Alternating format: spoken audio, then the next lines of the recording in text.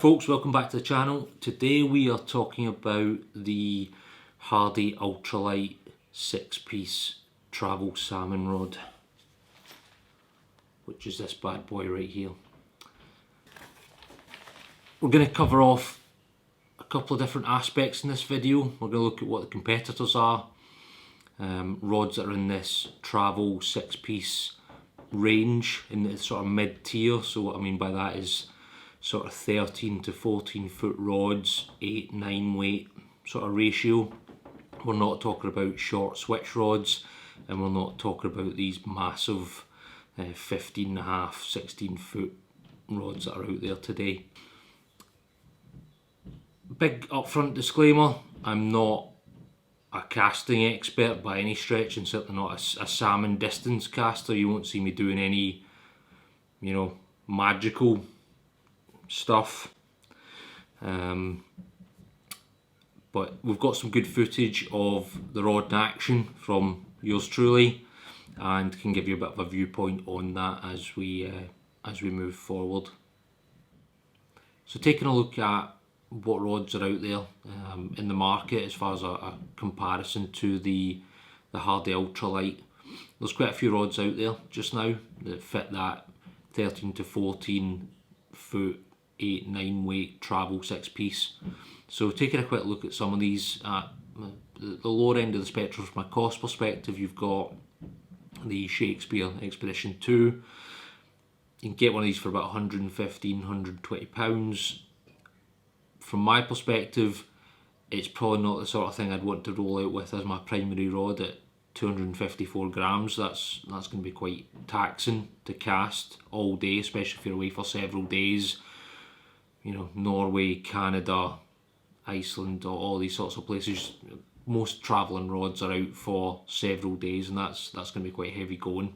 But at that price, it might be worth having with you just in case you have an accident. Moving up the spectrum a little bit as far as cost goes, interestingly, looking at the Mackenzie rod, still talking £700 for a rod that's in that sort of space of 13.7-9 weight, which I'm sure it's a good rod, but at 260 grams, that's a heavy piece of kit for a rod that's under 14 foot and at that price bracket. So I've not used the rod, but it probably wouldn't be my first choice. The other rods that we're going to talk about just now, I've used and owned. The Vision Custom double hander is a really nice rod in that 13 foot 8 weight bracket. Certainly does a job from a weight perspective, as you can see, not too heavy, 229 grams. The only thing I would say about this rod, a little video of me casting it here, is it doesn't give you a huge amount of feedback actually. So if you're looking at that rod, certainly try out different weighted lines on it to see what suits you and what suits your casting style.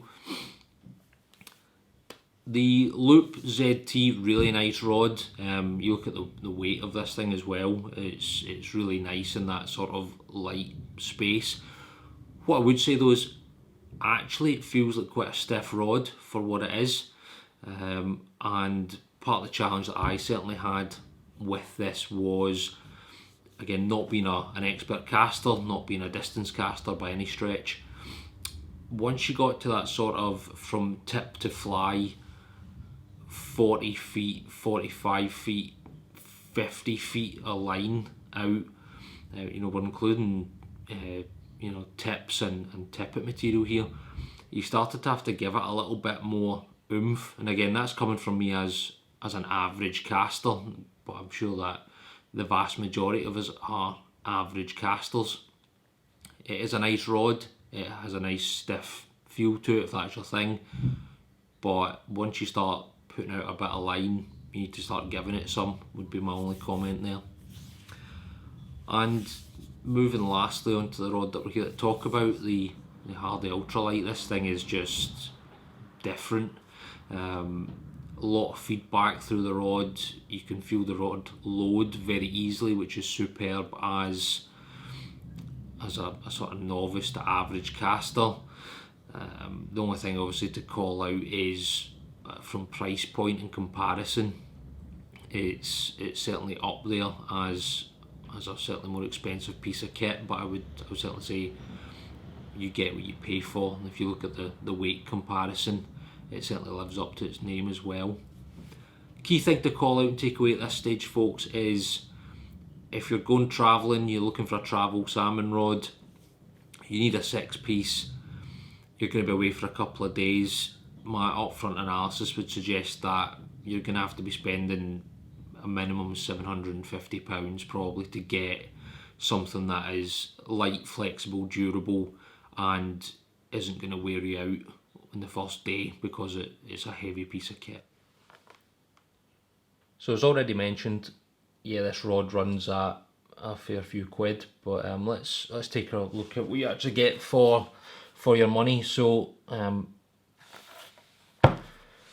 rod tube that you get, yeah, it's something it somewhat resembles the rocket launcher in Commando, but it's a really nice, firm, solid rod.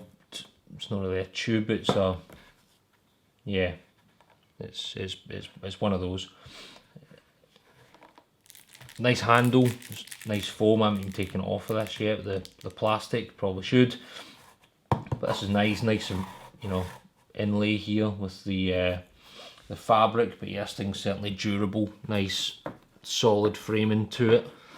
The nice thing I like about this is nicely padded in here, and this space that you've got here, you're not fighting to get the rod into this. So I think Hardy have done this really well, the way that they've presented this as the kind of outer case, and the length of this is nice, short and compact. Certainly from a travel perspective, you'll certainly get this into most reasonably sized holdalls, so you don't need to go out and get anything crazy to fit this in.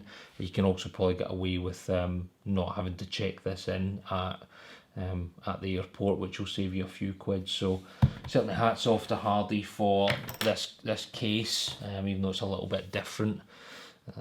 I quite like it. Hardy are also still using their standard black covering that the rod slips into, so you've got 6 different points, nice and standard, good material, yep, not a problem.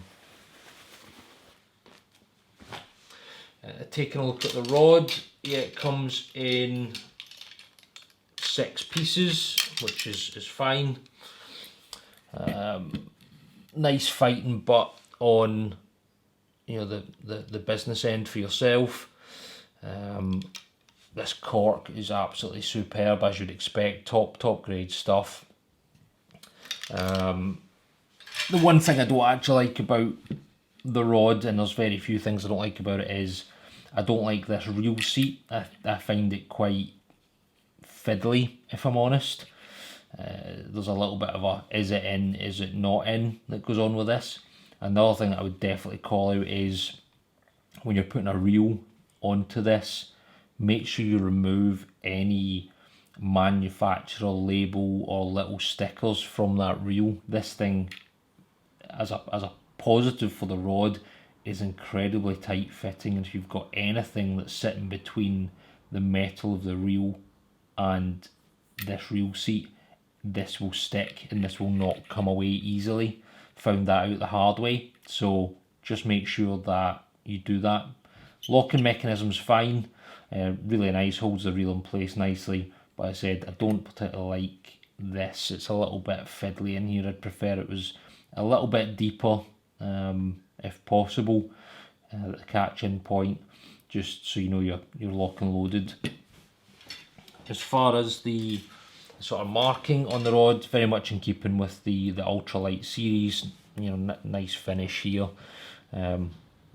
You know what the rod is, the variant, and the Centrix NXS piece, but yeah, it's got that nice green finish to it, and certainly the rod eyes are nice, solid, durable, no problems with those at all, and certainly all the other pieces are, you know, just as well finished. And what I would certainly also say is that final eye at the top is really well manufactured, really well made. Nice big round eye for a line to go out of. You're not going to be getting caught up if a fish takes and decides it's pulling line. So yeah, really nice. So certainly as far as what you get in the box, no complaints from my perspective. In real terms, I would say that the only drawback is the reel seat could be a little bit better, but it certainly wouldn't dissuade me from buying the rod at all.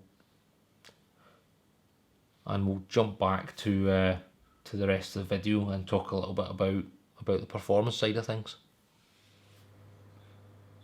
So here you can see me casting the rod. Now I'm not a distance caster by any stretch of the imagination, pretty bang average in real terms, but certainly in trying this rod in comparison to the Vision and the Loop rod, the level of consistency in my casting and across different casting strokes went up astronomically, certainly when paired with a really good reel and a really good line.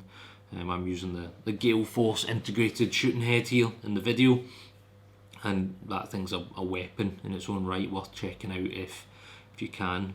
But certainly my casting progressed, and the way that I casted progressed when I moved to this rod as my primary, to deliver consistently to a point, whether that is 40 feet as far out as probably 90 feet from rod tip to end of fly, covering big pools and big bits of water, and that is from being ankle deep in the water through to being up to sort of mid-thigh waist level in different water conditions.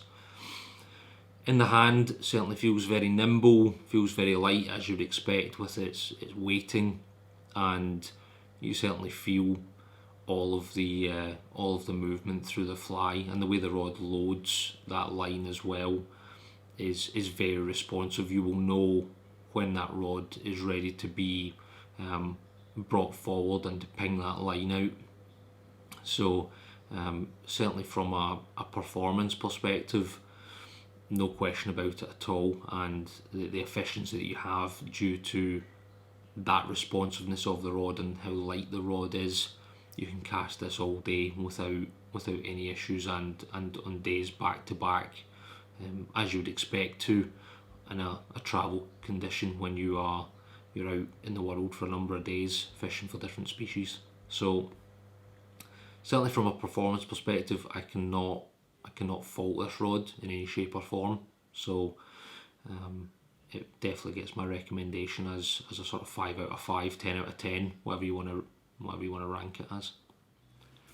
So I think in closing, folks, talking about this, it's an absolutely cracking piece of kit. Very efficient from a casting perspective. It turns your very bang average caster into someone that can cover most pools and put out a really good distance of line. It is at the expensive end of the scale, but you certainly get what you pay for, and I think when considering the application that it's probably being purchased for in that travel sense, you can't really go far wrong with it. So my advice at this point would be give it a try if you can get access to one, to try it out. As mentioned previously, you're probably going to be looking at £750 really for a good, strong, durable, efficient travel salmon rod. It might be worth pushing the bank a little bit further, paying that extra 150, 200 quid and getting something that's really, really top of the line. But that's just my point of view. Only people I can think of that this rod may not be suited to is people that want something that feels like a really sturdy, stiff based salmon rod, and they want something that's got more of that maybe slightly more traditional stiff feel, in which case something more like the Loop ZT maybe more up your street. As always, folks, hope you found that useful. Always enjoy doing a little bit of a product review, talking about these things. Drop a like, hit a comment, all that good stuff. Speak to you soon. Cheers.